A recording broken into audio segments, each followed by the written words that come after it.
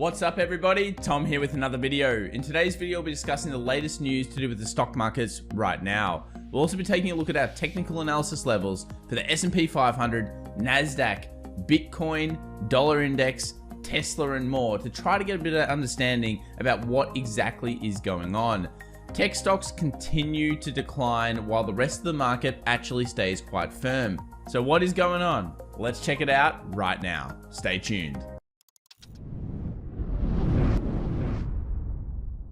Alright guys, well as you can see very clearly here, it was really just a tech sell-off yesterday. We had Tesla down 5.84%, continuing its decline into what could be a movement back to the 500-450 level. We'll talk about that more throughout this video. Google down 4.27, Apple down 4.17, and Nvidia in a very big surprise, 6.97, now breaking below its original supports at that $500 and doing so in a lot of pressure. So this, guys, is a story of a market within a market. And of course, that is the attack on technology stocks right now. XLK negative 2.42%. The technology sector really brought down the rest of the market. In fact, the rest of the market was basically green and it was just the tech sector that was down. You move over to the actual indices. NASDAQ led the charge, 2.89% down, back to the heavy support that it had on Friday, and SPX down 0.52 because of that tech sector decline. Russell and Dow Jones actually up on the day. So this is not usual in the market. It's a question of whether these tech stocks are really truly worth the valuations that are being shown.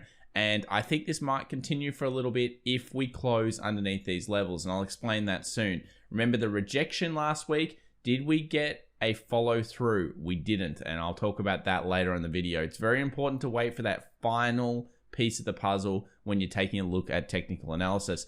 Here we've got the March per quarter, just in terms of S&P 500 returns. The NASDAQ's usually a little bit weaker in March, which is showing right now. But 0.5%, not a great month in March. April is the month that I'm looking at this year to be a standout month. And remember, these stats are from 1928 to 2020. They hold true really well. If you scroll down and have a look at just even the last decade, you can see here still April is a very good month and May is historically actually not bad, with July being the next good one into August, into that next second earnings season. Let's have a look now at the volatility index in the technical analysis. So volatility is rising. It's still 25.5, but it's not going crazy.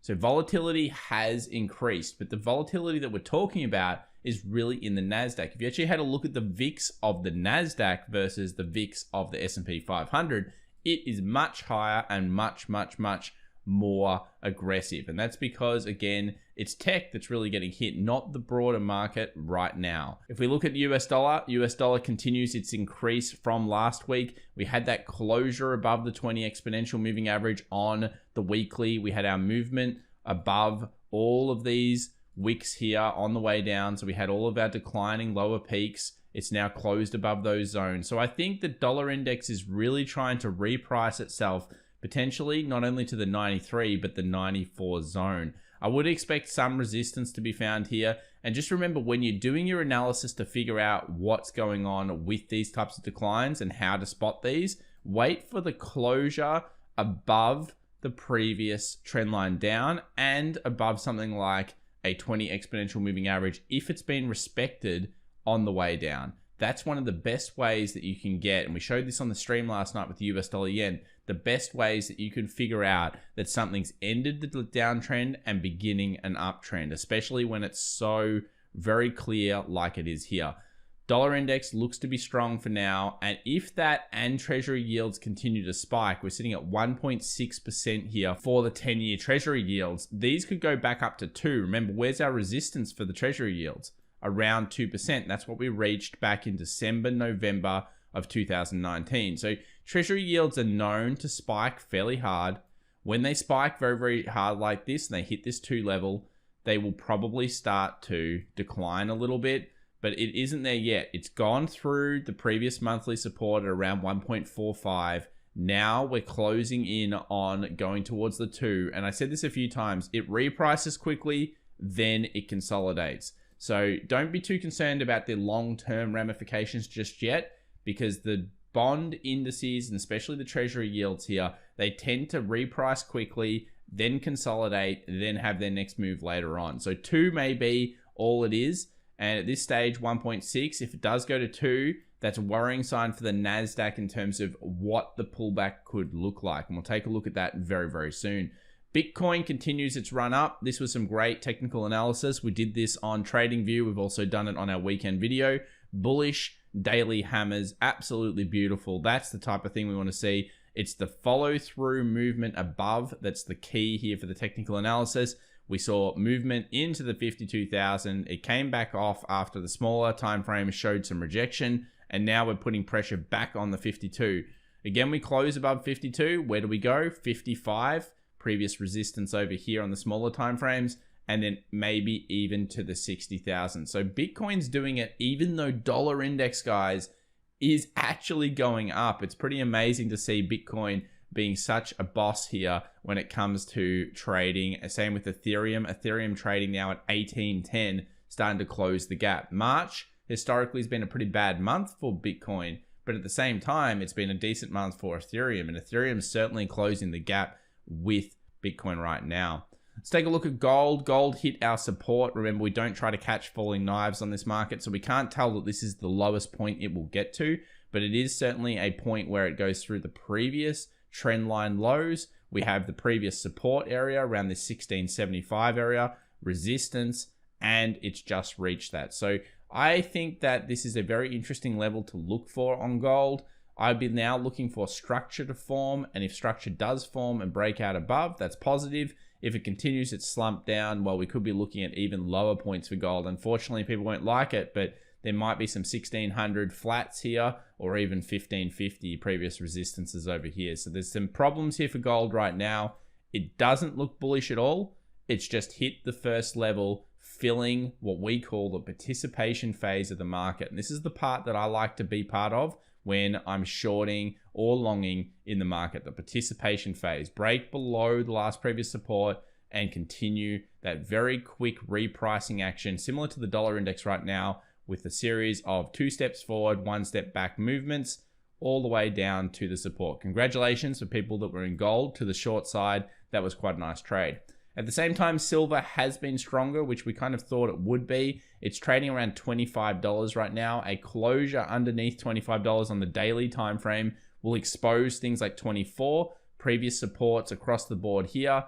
That's the type of thing I'm looking for on silver. We haven't had it yet, so at this stage, 25 remains support there. So where to next for Tesla? Well, we've mentioned a few times that the 20 exponential moving average has been a point where resistance has been found across the board on this declining Tesla pull.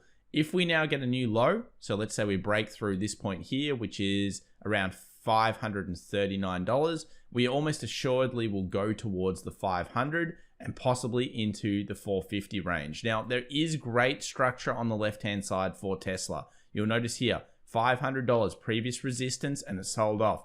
We have the $450 area as well, being a 1, 2, 3, 4, possibly even 5 point resistance. So if the market gets back into here, all of this range should create structure, which creates the buying opportunity for us. So 500 certainly a point of interest here in the markets. So what's going on with the actual stock market, the S&P 500? Well, it's a tale of two stories here. The actual stock market, 3842, looking okay. It's looking okay. Basically, a big pull up. We saw the rotation continue into those value stocks. I still think that they've only got about a month to go. That is financials especially, because they're starting to get a little bit heated. But 3842, resistances coming through here, even in this little range. What is this? This is basically sitting around the 3866. We haven't been able to hold above there. The next fight zones, though, are all about the weekly long leg doji indecision candle. So look to this one. Basically put your resistance here, your support here, and everything in between this is just a day trading opportunity. It isn't giving us clear direction on the market. What's a long leg doji telling us? A long leg doji is telling us the market has no idea of a clear direction at this point. It is indecision central. So a break close below this 20 exponential moving average would push in for the 3600 and then maybe even lower. but the break close above is going to push for the 4,000 on the S&P 500 and probably more of a recovery through all of the market indices. 38.42, I'm not really too scared about what's going on in the broad market right now. It's just the tech stocks. And when you look at something like QQQ, you'll see what I mean. QQQ, Invesco Trust, is down to around that 300 zone. Post-market is trading at 301. So there was a little bounce. This is the area that found support buys. It makes sense. Resistance, resistance, resistance becomes support, and a 23.6 fib of the entire move upwards. So it makes sense for this to be the first buy zone. If the market got through this low, let's say the market closes below the 300, where does it go? It's going to transform itself back to the 38.2 fib, which is pushing for around a 273 level. So the NASDAQ is a totally different to the stock market right now as in the S&P. We have had bounces off this zone before. Bounce, strong bounce, no follow through that's good enough. Remember, when you get follow through, what do you want? You take the percentage of this candle, the movement here, you add around 10% onto it, and that's the level that you need follow through. Look at this. Look at these sneaky Wall Street guys. Look what they're doing. It barely gets above. So it gets above 0.30966 to 310 kind of area. Just not enough follow through there. Let's have a look at the smaller time frames. See how it did it. No real closes. Started to struggle around that zone. See that 309 previous high. Struggled through it. Bounced very quickly to get that little bit of a high. Instantly closed below. Even if you come into the smaller time frames and look for the confirmation of the new high above that point. Remember, you've got your resistance here. Let's at least see a 15-minute close above. I'd like to see an hour, but at least a 15-minute. That gives you the ticks. You're not even above the 312 at that point. And then you can say, okay, now we're going bullish, and the bullish hammer has played out. This candlestick pattern is not as good as everyone thinks. It's a hammer, yes. Is it strong? Only when it gets the momentum going behind it. So for the QQQ and for the NASDAQ right now, all that's important is it holds above these lows. If it closes through, it really does expose some heavy flash selling down to 270. And if you look at a lot of the tech stocks, things like AMD, etc., they're all sitting right around such heavy support that if they break through these zones, it makes sense for a bit of a flash crash to come through QQQ. So it must hold right now, right here at this place. So I thought it'd be worthwhile mentioning GameStop. 194.50, post-market about 191. Massive close here in the markets for GameStop. Now that we've reached around this 200 and broken through the previous 160 zone, that's a very strong sentiment. We held for the day, even better. It barely went down after the market close. So tomorrow could be quite explosive in the pre-market. Make sure you join us there. FX Evolution on YouTube will be going live about 3 hours before the market does open. I think GME and AMC are going to be particularly very interesting stocks to look at, and the rest of the market to see what the decision is today. At the time of closing of this video, we're 38.41 on the US 500 and 12,383 on the NASDAQ. Good luck, everybody. Bye for now.